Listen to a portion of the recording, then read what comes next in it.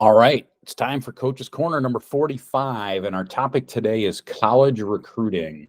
And I'm going to be totally honest with you. As a 30-year plus guy in high school coaching, I honestly feel like I understand college recruiting less today than I did many years ago because things have changed so rapidly.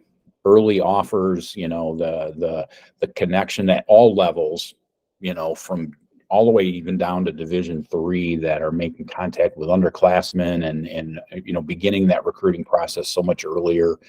Offers that go out to high school kids when there's no contact whatsoever with high school coaches at all. They watch video on the internet and give offers based on other offers that the guys get. Local schools that ignore local players who go on to be great because I think there's a perception that players are better other places. I do know, so what do I know? I do know that a lot of recruiting happens on Twitter. So as a coach, if you're going to promote your guys, you need to be on Twitter and you need to be promoting your guys on Twitter and really teach your guys how to use Twitter to properly promote themselves. And that could be a whole different coach's corner where we go into, what does a kid's Twitter profile need to look like and all those kinds of things. I know that highlight films are critical. Full games, not so much anymore. Back in the day, we used to create a highlight film and send 2 full game videos so they could watch every snap of a game to see a full game. And it feels like college coaches are not looking for that anymore. Make sure you do everything you can to promote your guys. Build a lot of relationships with college coaches and get contact information from college coaches. And that could be a whole, I could kind of talk about some of the things that I've done. That could be another video as well as what I've done to build those connections.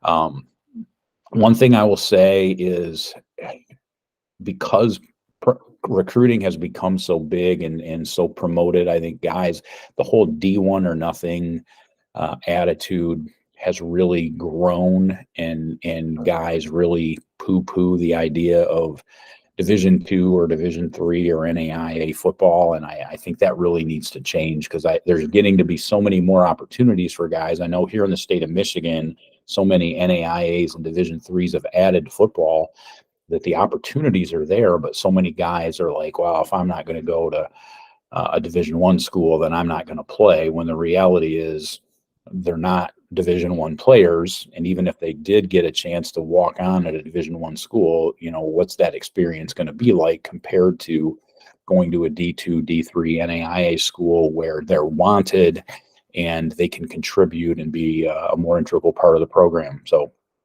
I don't mean to downplay the walk-on experience, but I think kids need to broaden their horizons and think about what the whole experience will mean to them in the end. Because the reality is, if you're an NFL guy, they're going to find you. I got one of our guys right now that's a Division II player that's going to have a real chance to play in the NFL. And I felt like he was a Division I caliber player coming out of high school. The Division I schools didn't think so. He goes D2, has had a great experience, was an All-American this last year, and is going to get a chance to play in the NFL. So that's cool. The transfer portal and name, image, and likeness is really changing the recruiting horizons. So kind of leaving it there kind of open-ended like that at the end of this video, I'd like to get some dialogue going, whether on social media or in the comments on YouTube. What's your experiences with college recruiting today? What do you think is good about it? What's bad about it? How has it changed? Has it changed for the better, changed for the good? I know I really feel like younger coaches have a much better handle on college recruiting. So I'd like to get your feedback on it. And again, as always, if you got something from this, or if you feel like you know people that could be included in this dialogue, like, share, and subscribe.